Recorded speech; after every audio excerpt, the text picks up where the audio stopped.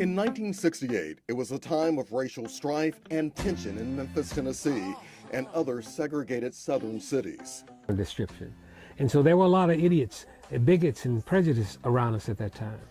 But in order to exist in a productive way, we had to be able to look past the idiots. But there was one place where the color of your skin didn't seem to matter much in Memphis.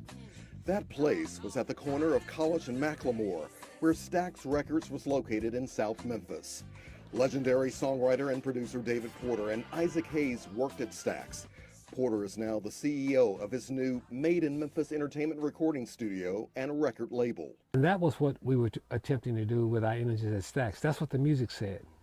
And all the energy, all the music that we recorded at Stax. Stax was comprised of an integrated staff and team of musicians, both black and white. There were integrated bands such as Wayne Jackson and Andrew Love of the Memphis Horns, the original Barkays, and Booker T and the MGs, just to name a few. When we walked through those doors, man, you would not believe this. We didn't think about black or white. We just wanted to come in there, man, and create some good down-home music, man. Good down-home music is what was being made inside Stax Records. But outside, and a few miles away at the Lorraine Motel, the unthinkable happened on April 4th, 1968. Dr. Martin Luther King Jr., who had come to Memphis on behalf of striking sanitation workers, was assassinated. The day that Dr. Martin Luther King was killed, we were in the studio.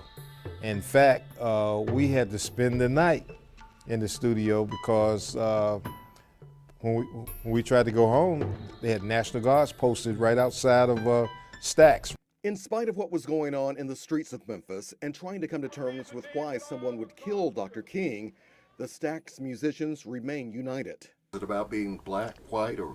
It was about being inclusive. It was about making whoever hears it feel it. It was about having emotional connectivity to it.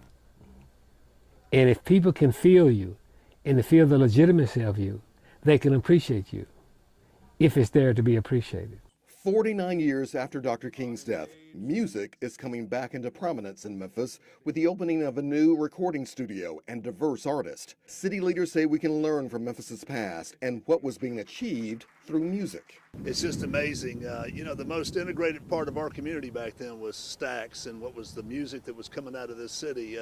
There was no segregation there. It was total integration. They had already moved beyond all that. It's a remarkable story back in the 60s, because we all remember the 60s. There wasn't much harmony among the races, and Stax Museum kind of stands out as a harmonious sound that brought black and white together. But when I looked at today's recording studios, and we're here today at David Porter's Made in Memphis, it was a very diverse group of people making new music in Memphis.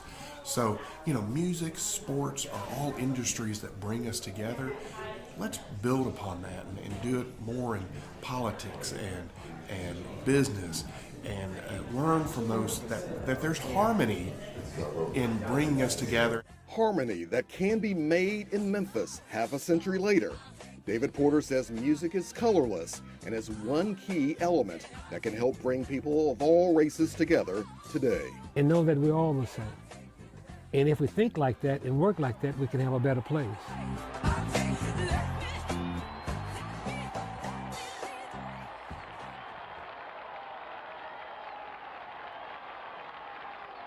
A long life, longevity has its place.